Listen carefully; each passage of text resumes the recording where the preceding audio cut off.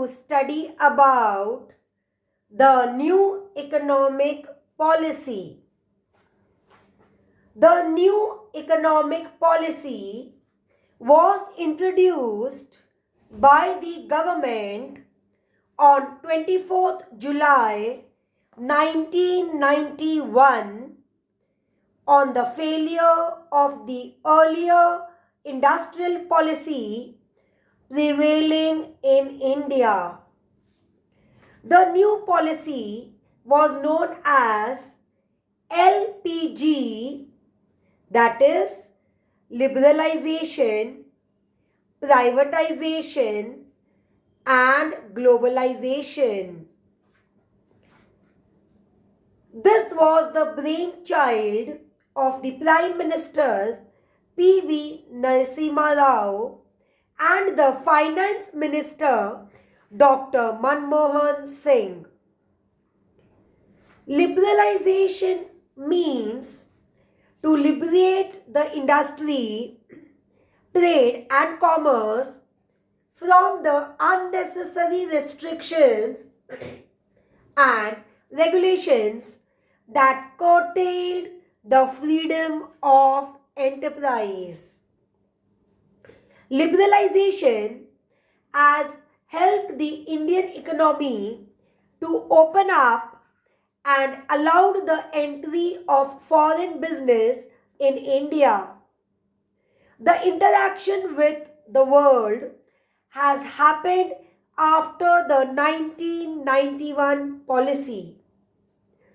Indian economic liberalization includes, first, abolishing industrial licensing system, second, reduction in physical restrictions on import and import duties, third, reformation of financial system, fourth, reduction in taxation, fifth point, reduction in controls on foreign exchange, the next sixth one, changing the approach towards industrial sickness, next, freedom to decide the scale of business activities, eighth, attracting foreign investment, next, freedom in fixing prices of goods and services, and the last 10th one, opening of basic telecommunication sectors. Liberalization has thus made the country achieve higher growth rate, made the rupee stronger and helped good industrial relations. The next one, privatization. Privatization is a process of transferring ownership of business, enterprise, agency or public service from the public sector government to the private sector. Now let us see the need for privatization. The first point, more efficiency. Second, less political interference. Third, reduction in labor problem. Fourth, ensuring accountability. And the last one, capital market discipline. Privatization includes when there is a sale of a public undertaking in full or part of private sector without transferring the ownership to private sector. Next, the management and control is transferred to public undertaking.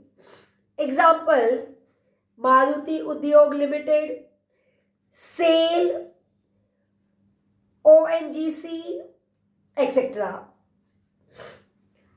Improvement in the performance of the industries through Memorandum of Understanding, that is MOU. Privatization helps the private sector to be efficient, result-oriented, productive and active. Capitalist countries like America and Japan have followed privatization. Privatization is an effective tool for reconstructing and reforming the public sector, which runs without significant aim and mission, while private sector is perceived to be fundamentally more self-motivated, profitable and reliable for superior quality of products and services. Now let us see globalization.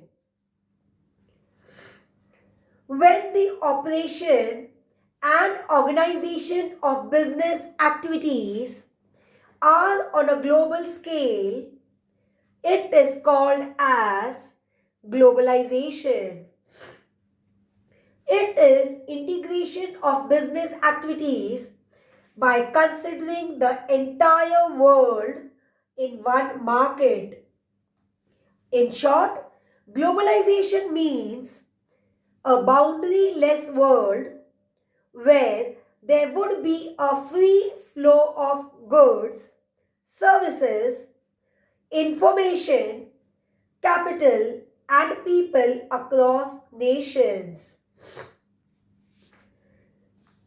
Globalization has effect on socio-economic and political sphere of life. Globalization includes, first, removing anti-export bias. Second, minimization of very high import tariffs. And the third one, placing lesser reliance on quantitative restrictions on imports.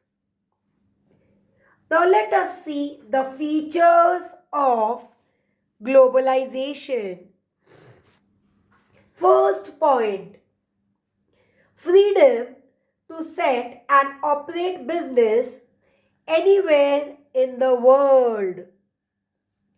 Second one, buying and selling goods from all to any country of the world. Third point, to lessen the distance between the local and international market. Next one, direct foreign participation.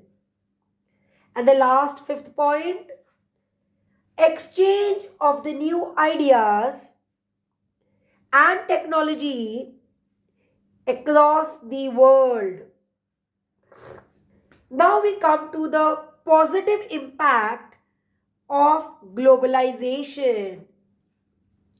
First point, global agreement in trade. Next, spreading the market and economic policies around the world. The third point, physical and geographical boundaries are diminished and world become a global village. Fourth point, Customers are only concerned about the product quality, price, design, value, and appeal.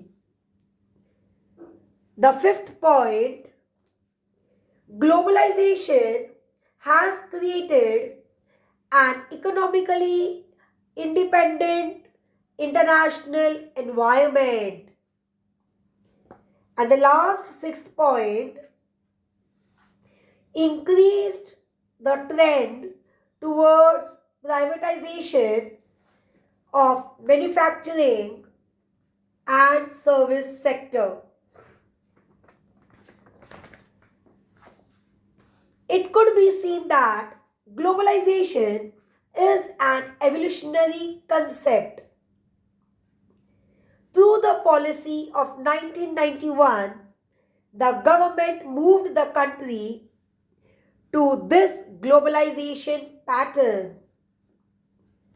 Hope you all have understood about liberalization, privatization, and globalization.